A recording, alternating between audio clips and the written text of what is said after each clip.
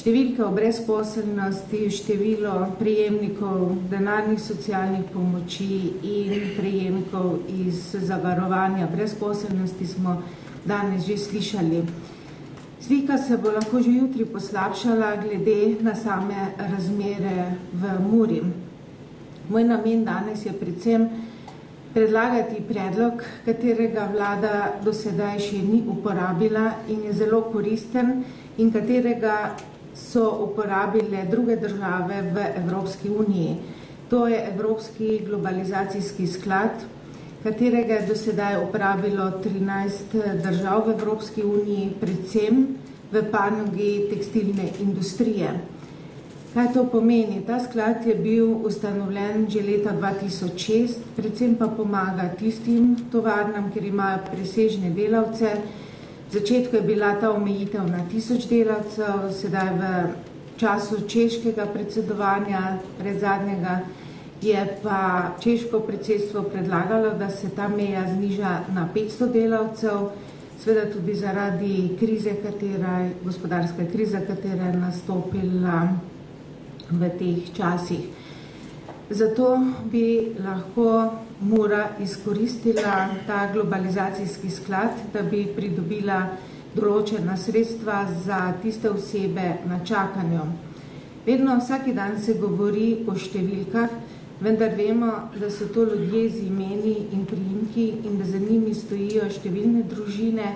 In če govorimo o 2000, ki bi naj bilo brezposelnih, upamo, da ne bo, je tu odzadaj še toliko večje število družinskih članov in skoraj pridemo že na številko 10 000.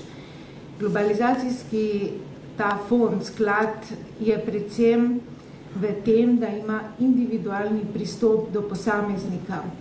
To je različno od sedanjega sistema, kajti Ministrstvo za delo ponuja sredstva iz Evropskega socialnega sklada, kjer vemo, da je črpanje teh sredstev zelo neučinkovito.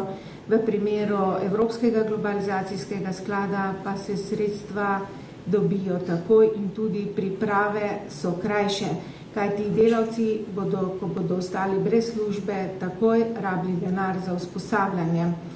Denar, ki se dobi iz globalizacijskega sklada, je predvsem namenjen izobraževanju, usposabljanju delavcev, usposabljanju za samozaposlitev, prekvalifikaciji, svetovanje in seveda individualno iskanje zaposlitev.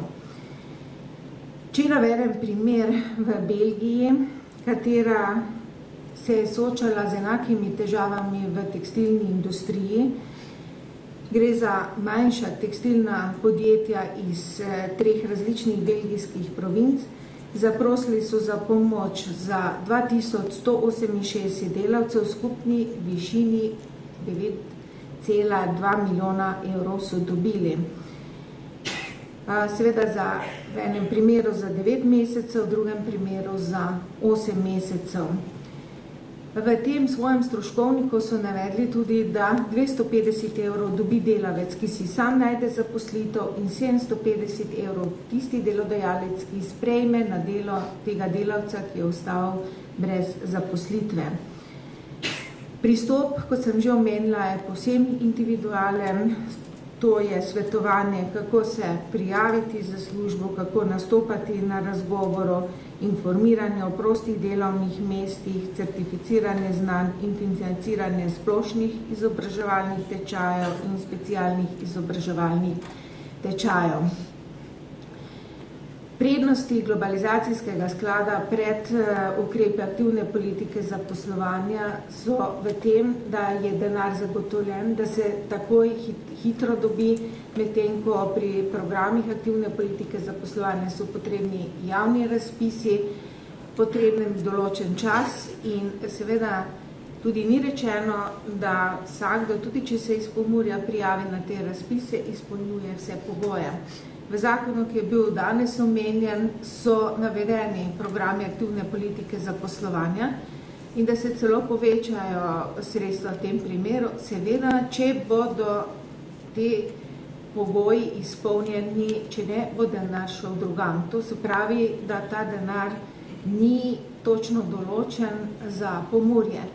Drug primer v tem predlaganem zakonu je socialno podjetništvo. Tudi socialno podjetništvo danes ničesar ne vemo in v zakonu je predlagan v Pomurju pilotni projekt. Danes se mudi pridobiti denar za Pomurje, za presežne delavce, za tiste, ki bodo ostali brez dela in ne moramo si privoščiti v današnjem času pilotne projekte za Pomurje, neke poskusne projekte, ki ne vemo, ali bodo zaživeli ali ne bodo zaživeli.